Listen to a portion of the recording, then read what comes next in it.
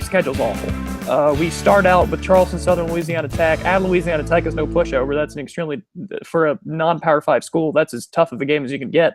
But then coming off of that, we have what was ranked by Chris Lowe of ESPN as the hardest 3-game stretch in college football this season, which goes LSU at Georgia, at Auburn, which is as awful for us for a little bitty Mississippi State, which is as awful of a 3-game stretch as you can get.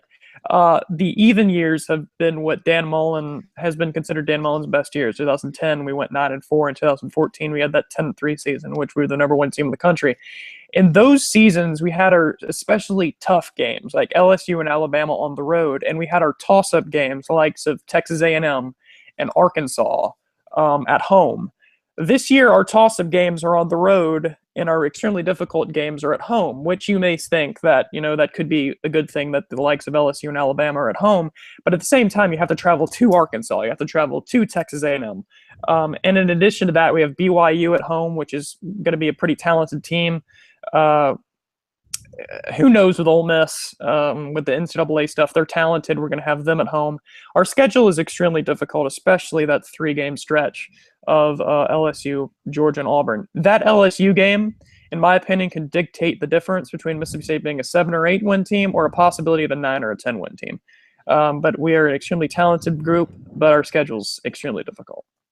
Daniel, I love to talk schedules, so I'm in the midst of a series where I've ranked all the schedules in the Power 5 plus the independents, so that's 68, and I take it all the way up to #1. I don't want to spoil my own series, but I've got Mississippi State at number 13.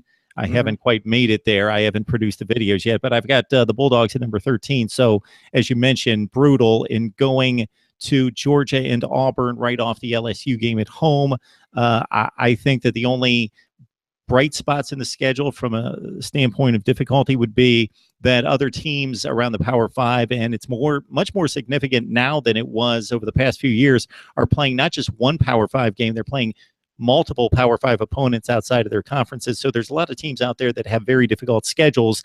Mississippi State, of course, plays arguably in the toughest division, what I consider the toughest division. I think most college football fans would, even with the Big Ten East being what it is.